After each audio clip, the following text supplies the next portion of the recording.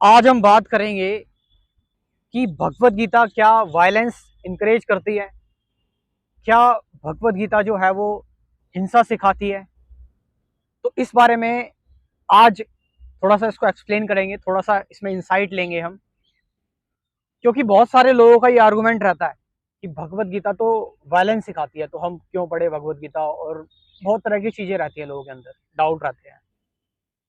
सबसे पहले एक चीज़ हम समझते हैं कि भगवत गीता अगर एक्चुअल में वायलेंस सिखाती तो गांधी की जो नॉन वायलेंस जो फिलॉसफी थी वो कहाँ से आई? वो भगवत गीता से ही आई।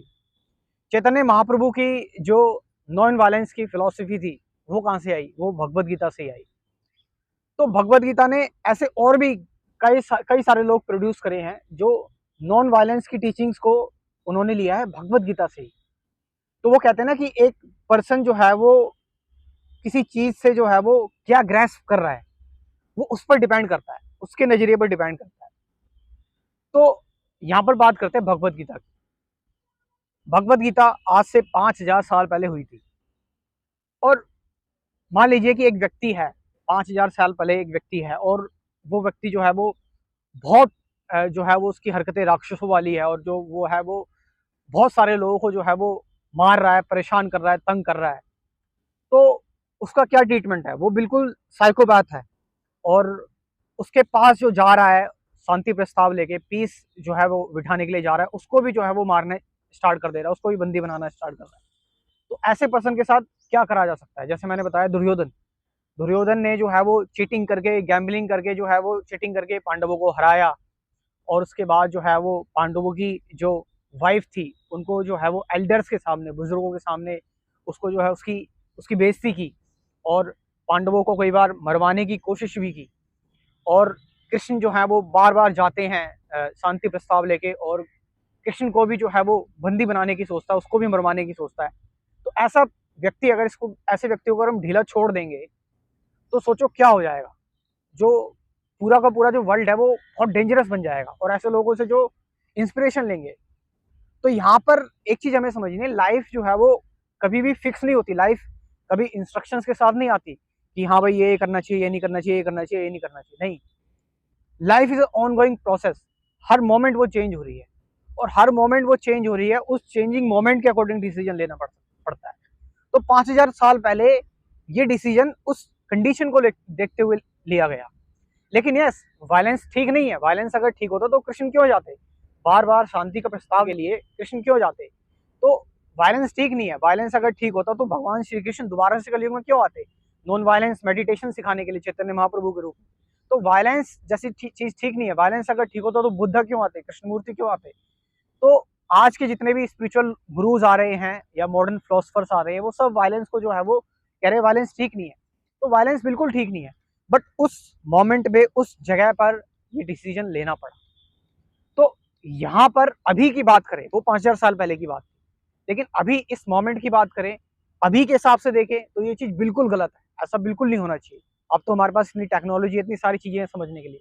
लेकिन उस मोमेंट पे हमारे एंसेस्टर्स ने जो डिसीजन लिया, उन्होंने बहुत ही ज्यादा समझदारी वाला डिसीजन लिया। क्योंकि आप ये देखिए कि जो कौरव थे वो पांडवों को मतलब कहता कहा था कि उनको जो है वो आधा उनका राज्य लुटा देंगे, वो भी नहीं लुटाया। और जो है वो उनको मरवाने की कोशिश की।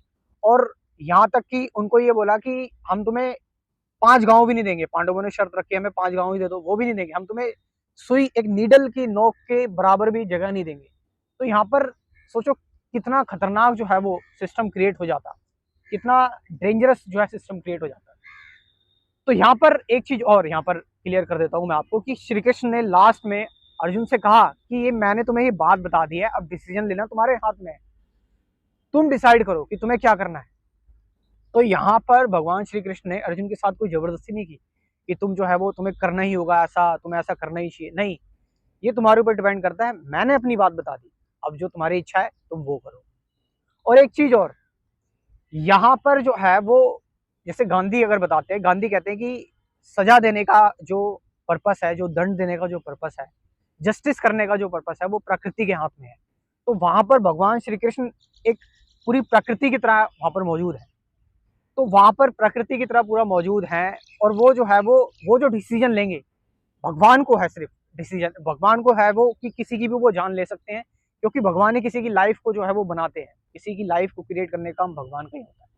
तो वो अगर जो है वो किसी की जान ले रहे हैं, तो वो फिर उनके हिसाब से है। तो उनको, हम इंसान, हम जो ह्यूमन बीइंग्स हैं, नॉर्मल ह्यूमन बीइंग्स हैं, हमें हक नहीं है कि हम किसी को भी जो है वो किसी को भी मार दे या किसी की भी जान ले लें। तो यहाँ पर श्री कृष्ण ने अर्जुन को ये भी दिखाया कि कैसे तुम जिसको मार रहे हो उसको तुम एक्चुअल में नहीं मार रहे हो। जो एक्चुअल तत्व है वो कभी मरता नहीं है, that is Atman, that is soul, और वही सुप्रीम ब्रह्म है। तो वो जो है वो कभी मरता नहीं है। तुम जो मार रहे हो वो केमिकल की बनी हुई जो बॉडी है, तुम उसको मार रहे हो, और वो जो है वो बेकार काम करवा रही है, उस बॉडी को तुम मार रहे हो। तुम एक्चुअल जो सोल है वो तो अमर है। और यहाँ पर जो है वो मारने की बात, यहाँ पर वायलेंस की बात नहीं है, यहाँ पर जस्टिस की बात है। यहाँ पर आप देखिए कि इस फिलॉसफी में कि जो लोग मर रहे हैं उनको डायरेक्ट क्या मिल रहा है, उनको डायरेक्ट वैकुंठ मिल रहा है, यानी उनको एक इससे भी अच्छा प्लेस मिल रहा है रहने के लिए। तो यहाँ पर बहुत सारे इसके आर्गूमेंट हैं। ये बिल्कुल जो है वो सब्जेक्टिव है, यहाँ पर एकदम ऑब्जेक्टिवली हम नहीं कह सकते कि भाई डायरेक्टली ये कहा गया है। ये बहुत सब्जेक्टिव चीज़ें हैं, लोगों पर डिपेंड करता है। कोई इससे वायलेंस की फिलॉसफी निकालता है, कोई नॉन वायलेंस की फिलॉसफी निकालता है। और आप देखिए भगवत गीता से लोग नॉन वायलेंस की फिलॉसफी ज़्यादा निकाल रहे हैं। तो यहाँ पर जो मेन चीज़ है वो ये है कि यहाँ पर ये बदला नहीं था, ये जो है वो जस्टिस था। ये यहाँ पर लोगों को सही में सिखाया गया कि रिलीजन क्या होता है, धर्म क्या होता है। सो ये है कंप्लीट फिलॉसफी। यहाँ बताया गया कि भगवत गीता जो है वो एक्चुअल में क्या सिखाती है। तो वो आपके ऊपर डिपेंड करता है कि आप इस फिलॉसफी से क्या सीखते हैं और लोगों को क्या प्रीच करते हैं। ये टॉपिक मैं टच नहीं करना चाहता था, क्योंकि बहुत सेंसिटिव टॉपिक है। शायद मैं ढाई जो मैं इस टॉपिक को टच किया, लेकिन क्योंकि किसी ना किसी को इस टॉपिक को समझाना था, किसी ना किसी को इस टॉपिक को टच करना था। सो वेल, आपका इसके बारे में क्या कह रहे हैं, कमेंट करके जरूर बताएं। Thank you very much.